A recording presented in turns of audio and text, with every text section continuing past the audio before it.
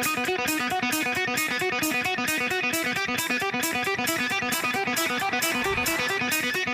got to let this play out for a little bit. Can you feel it? I think we're exactly a month away, aren't we, from the opener? Man, it's going to fly. It's going to be here before you know it. Then we'll be talking about the Gopher game, and Coach Bull won't want to talk about it because he hates talking about games that are too far down the road, but that's us in the media. We like to talk about those, as we all like to. We have a couple of special guests that have heard plenty of Coach Bull's speeches in their past. Brock Jensen, starting quarterback at North Dakota State. DJ McNorton, senior running back. Both joining us in studio as we get set to talk about fall camp. Fall camp, of course, the players report tomorrow, dinner, and then meetings, and then conditioning test Thursday morning, and hit the practice field on Thursday afternoon. We're off and running on another season of NDSU football. Season tickets have been available for some time. Single game tickets just went on sale Monday morning at 8 a.m., so those are still available if you'd like to get them, but they're going quick. As a matter of fact, I tried to get some for a couple of games and wasn't real impressed with my spot where I got to sit, so I'm going to try to work something else out with some other contacts I have to see if I can't get something a little bit better than that. Guys, first of all, thanks for taking time to join us here in the studio.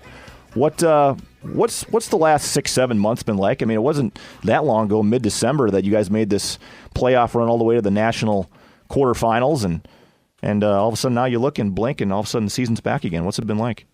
I think it gave us a lot of motivation. First off, just to see how far we could go, and I don't think we was totally sold on just our performance in the conference. So I think it's more of a motivation for us, and knowing that we have to take care of the conference first, and then seeing how far we got once we made it to the playoffs. We was fortunate enough to get there. I think it's just given a lot of us motivation, a lot of the older guys, and just trying to teach the younger guys, the ropes. And, I think that's what it's been, these past, months. Yeah, I think DJ put that real well.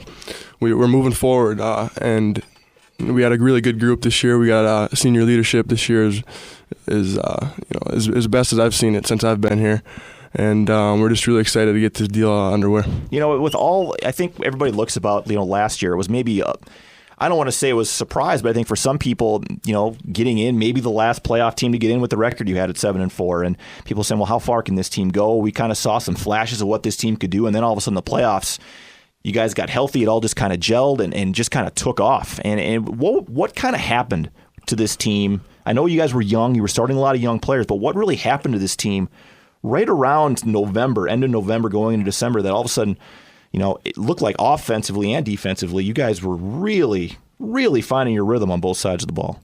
I would probably say just, I don't even think it was starting off. I think it was, everything from where we started. We fight, we work hard, we well conditioned, and I think just staying healthy, like we talked about earlier, were the key things for it.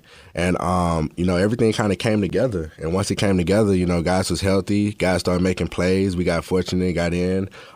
We take every game, one at a time. Mm-hmm. So we came in that first playoff game, and, we did some good things, and I think that probably motivated us even more, and I think that was the key thing, it's just being, hungry, staying ourselves, that Bison pride that we have, we always going to fight to the end. So. Right, I agree with that too, and I think, like DJ said, staying healthy was a big part of going deep in the playoffs, and we kind of got hot there at the end of the year, and we have a tough conference, and to get in the playoffs, sneaking in or just getting in by a landslide, it doesn't matter how you get in. Once you get in, you're in, and once you're there, anything can happen, and it doesn't matter if you're an underdog or a top dog. It's anyone's game. Yeah, I think that's something I think we clearly learned. I think now you've even heard more about the talk of expanding the FCS playoffs even more. And, we had 20 teams. Well, let's go to 24. Let's go to 26 or 28, because we've seen some teams can catch a lightning in a bottle. And all of a sudden that creates some buzz. That creates some more even excitement, where I think a lot less emphasis is placed maybe on your seeding or wherever else. Because I think if you get in and you get playing, I mean, we saw what happened to Montana State. Yeah, close game for a half, but it ended up being a good old-fashioned whooping at the end of that thing. I mean, there's no way they could stop you guys in that game. Would you guys be a fan of let's have a bigger, let's expand the playoffs to 24 or 32 or whatever the facet is? Yeah, I wouldn't mind having a few more teams in the playoffs, and it gives a chance for those extra 4, 5 teams, however many they add, to get in the playoffs and have that experience. And once you're in the playoffs, it's everybody's 0-0. Yeah. So it's one of those things. It's real cool.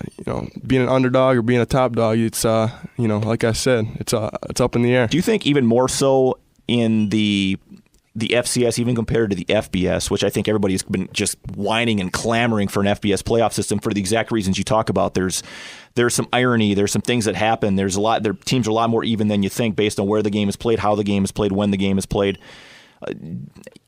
Is it one of those situations where the FCS is it a lot more level than people think? You talk about the really good teams or the top 10 ranked teams or the top 20 ranked teams, but what we've seen in the past, especially in the Missouri Valley Conference, but all across the league, is really there is a lot more parity in the FCS than you'll typically find in the FBS when you talk about maybe the top 20 programs or wherever the situation is. Yeah, I definitely think so. We all out here playing. We playing the game we love, and that's first off. So I definitely say that. The FBS, the playoff system, for us is actually good to me, and I think the higher level should actually do that as well.